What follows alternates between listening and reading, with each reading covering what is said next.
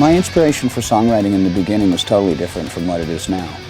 You know, I started writing music when I was 13, and my first song I wrote that I kept was when I was 15, and Let's Jump in the Fire. And it ended up being a multi-platinum record. One of the next songs I wrote was Hangar 18, and that song is on a platinum record. The next one after that was Rest in Peace. That's on a platinum record. Then you gotta think about all the stuff that showed up in Metallica. My first 4 songs that I wrote, those were all classics. And then I had that life-changing episode in New York. And writing music for fun and for chicks and to get laid all of a sudden became writing music out of revenge.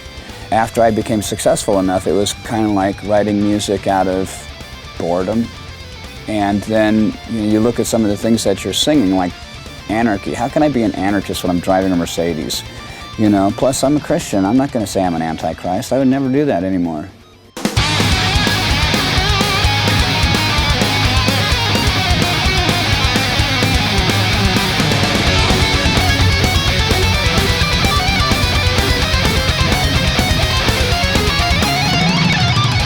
The flying V shape, if you boil it down to its lowest common denominator, it has to be because of Michael Schenker. Schenker was one of my favorite guitar players as a kid. None of the other of my guitar heroes played a flying V. Angus played an SG, Jimmy played a Les Paul, you know, so it became a guitar kind of choice. This is my second term with Dean. The treatment that I get from the company is what really mattered to me. You know, I knew what I want. I've been playing guitar a long time, and I know how to make a guitar sound good, and I know how to make it play good. Our relationship, we're in the second term, which is the beginning of the 4th year. It's been really fun.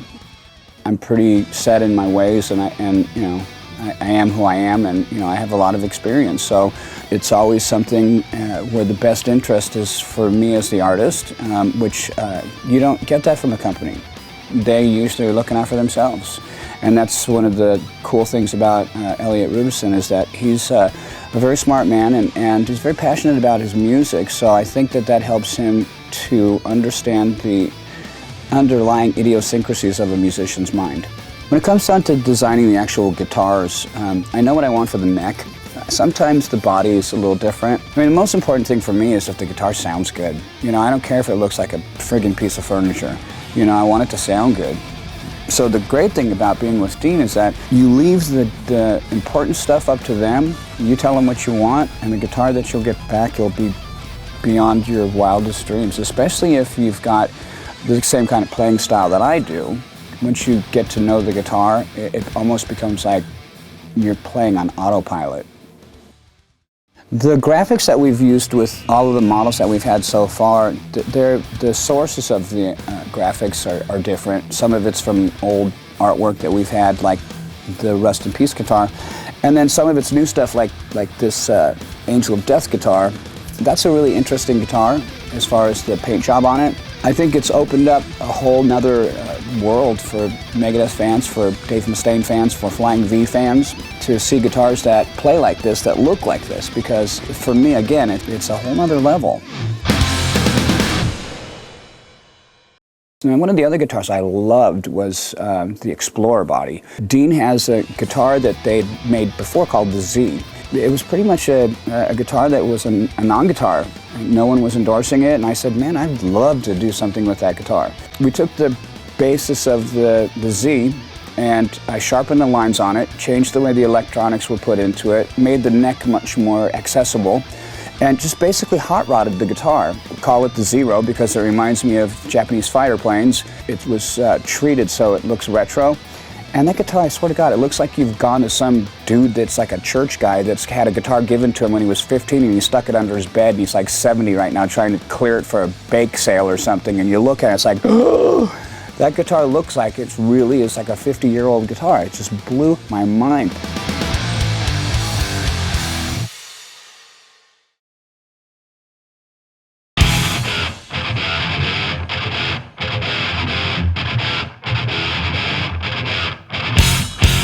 I started off playing the amplifiers that I could afford, but you know what, do I want an affordable sound or do I want excellence? When it came down to being able to get the amps that I did want, I got Marshall. Now, I haven't played Marshall my whole career. I lost my way for a couple of years when that we were getting direction from everybody on what to do and what to do and what to do and change your music and go alternative. That was a bummer for me but it's almost like you have to know what's on the other side of the fence to see is the grass really greener. And I was completely convinced after I came back to Marshall that this is why I wanted to stay for the rest of my career. And I made it clear to the family, I'm completely 100% dedicated to Marshall, just like I am with Dean. And I don't see me playing another amplifier ever. Now, the way that the DM cabinets developed over time was I had played a lot of times in festivals, and people, they send tokens of appreciation up to you on stage. Of course, they don't hand them to you, they hurl them at you. For some reason, the object of affection that's most popular is a shoe. I mean, I could see if I had one leg and they were throwing a shoe up as some kind of an offering, but they only throw one of them, and it's like, if you're not going to throw both of them, don't. Besides the fact they would hit my cabinets. As soon as they hit the cabinets, with the grill cloth being made out of paper and not cloth, it tears very easily, especially if it's wet. If you get those cabinets wet and then you hurl something at them, it's even that much more difficult for it to maintain its integrity. Once I put that grill cloth on there, I knew that this was going to be indestructible. On top of that, I went into every single seam on the cabinet, everywhere, and I put caulking on it so that the cabinet became like a piece of stone. It had no moving parts at all. There was no way that anything could vibrate. It was all one piece of, like somebody took a giant tree and just carved a cabinet out of it. We changed from the Mode 4 over to the 1960 cabinet, which is just a stock bottom square cabinet. I've always used the squares. We changed the hardware, the cabinet corners, the wheels, the handles, everything is the state-of-the-art stuff that they used. So not only that, with the electronics that are inside of the cabinet, we've used the very best stuff that money can buy. And we have these Celestion speakers, are custom speakers. They're my model. Until you go out on stage and you realize that, you know what, you're in battle. But it helps to have the best weapons. The amplifiers that we used in the studio are the JVM 410s, which are the bigger of the models. The flexibility of the amplifier it's amazing what you can do with this. All you need to do is listen to Endgame, and that's the sound that everybody knows is a classic Megadeth sound. And in order to get that before, we'd have to have tons of cabinets and heads and all kinds of things to fit wherever we were recording at. This thing is a beast, and we went in there and we plugged it in. We just adjusted the pots just a little bit, getting some volume and EQing stuff down, and that was it. Now live, I play through the EL34 100 dual monoblock heads because for me, recognize Marshall as having the sound that I want. It's also got the manufacturing integrity that I need.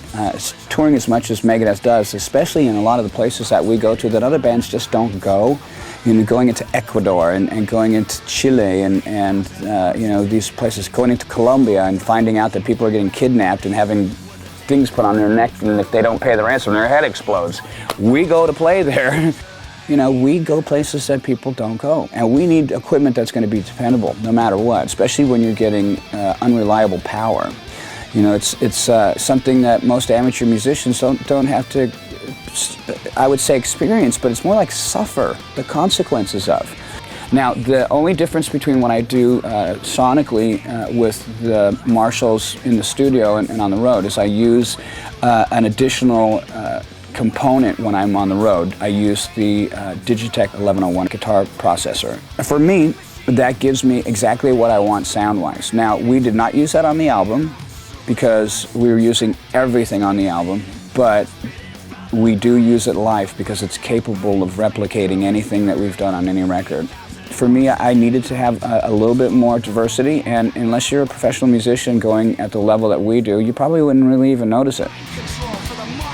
We have a new record out called Endgame. It's our 12th studio release. As far as like the recording, it's all done here at Vic's. The cool thing about this studio is nobody knows it's here. It's got a T1 service into the building here, so there's no, oh my God, I can't get my email. We're totally state-of-the-art, Pro Tools HD3 and all that good stuff. I think it's obvious when you listen to the record that the sound is exciting. It also has that classic kind of English crunch that you get from Marshall. The overall sound, it's invigorating because it's got that classic new wave of British heavy metal mid-range and top end, and it's got the bottom end that's, you know, synonymous with a lot of really warm modern records. You know, that's subharmonic EQ and getting into the lower EQ where they really focus on that and really warms things up. But, you know, if you don't have the mid-range and the top end decided where it's going in the frequency map, you're just going to have a big mess. I think that that's one of the things that's really cool about this particular record is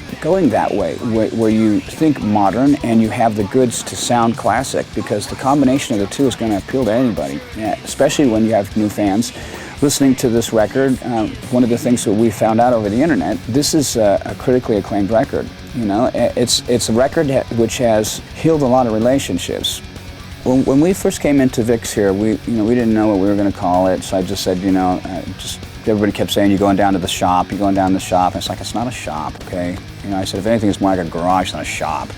And then we just ended up, they kept referring it to as Vic's, Vic's Garage. And I was pretty open-minded to that idea at the time. But, the name is not really as important as the building and the magic that comes out of here. And so far, we've had some really good stuff. Andy did some stuff for Unearthed here. I did something with Static X here. We did a whole bunch of interviews and photo shoots and stuff. And so far, everything that's come out of here has been really, really great. As far as like any of the other things I got going on in the world right now, my only challenges are getting my kids through school and being able to honor my wife and family enough. And while I love being involved with the company and this opportunity to promote myself and my products, I also know that there's a lot of other people out there that are just as deserving or more than me, and they don't get the opportunities because they don't take the risks. And you've really got to put yourself out on a limb and do stuff that you may not want to do because you got to invest in yourself, or you have to sit there and you have to type back to fans and you have to sit there for hours and do the chats and stuff like that. But in the long run, if you're playing music because you love to play music, then you'll be like I was. I said in the beginning that I'd be willing to push a pencil up a mountain with my nose to make it, and I made it. Nose is still there.